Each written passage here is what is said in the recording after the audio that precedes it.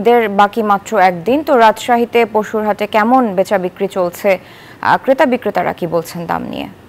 সারা আমরা রাজশাহী সিটি হাটে রয়েছি। এখনো হাট জমে ওঠেনি সেইভাবে, তবে হাট কর্তৃপক্ষ বলছে যে বেলা বাড়ার সঙ্গে সঙ্গে হাট সরগরম হবে, ক্রেতা বিক্রেতাদের আনাগোনা বাড়বে। আমরা এর আগেও দেখেছি যে সকালবেলা ক্রেতাদের সংখ্যা খুবই কম থাকে, বেলা বাড়ার সঙ্গে সঙ্গে বিশেষ করে দুপুরের পর থেকে কিন্তু প্রচুর সংখ্যক ক্রেতা বিক্রেতাদের আনাগোনা এই হাটে দেখা যায়। আর রাজশাহীতে বরাবরের মতো রাজশাহী সিটি হাট থেকে সারা দেশের ব্যবসায়ীরা, পাইকাররা গরু সংগ্রহ করে নিয়ে যান।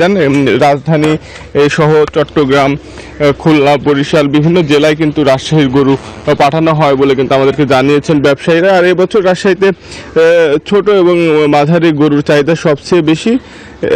2 থেকে 2.5 মণ ওজনের গরু বিক্রি হচ্ছে 65 থেকে 85 হাজার টাকা। রাজশাহীতে হাটকে কেন্দ্র করে নিরাপত্তা ব্যবস্থা জোরদার করা হয়েছে এবং পানি সম্পদ কর্মকর্তারাও কিন্তু সার্বক্ষণিক স্বাস্থ্য পরীক্ষার জন্য নিয়োজিত রয়েছেন, যেন কোনো অস্বাস্থ্যকর পশু বাজারজাতকরণ না করা হয়। এবং এর পাশাপাশি জাল টাকা প্রতিরোধে বিশেষ ব্যবস্থা নিয়েছে আইন শৃঙ্খলা রক্ষাকারী বাহিনী। তারা বলছেন যে সাদা পোশাকে নজরদারি বাড়ানো হয়েছে। আমরা এর সিটি হাট সহ আরও 32টি বড় হাটে কিন্তু দিনব্যাপী চলে রাজশাহী থেকে কুরবানির পশু কেনাবেচা।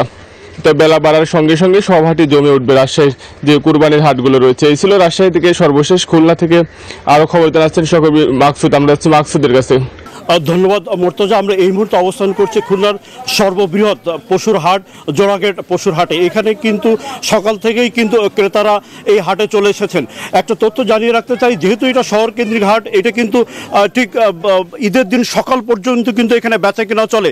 একটা তথ্য হচ্ছে 10,46,000 পশুর কিন্তু এবার কোরবানির সম্ভাবনা রয়েছে এই খুলনা বিভাগের 10 জেলায়। সেখানে কিন্তু 14,34,000 পশু কিন্তু প্রস্তুত করেছেন খামারিকা, অর্থাৎ প্রায় 4 লাখ কিন্তু পশু উদ্বৃত্ত রয়েছে।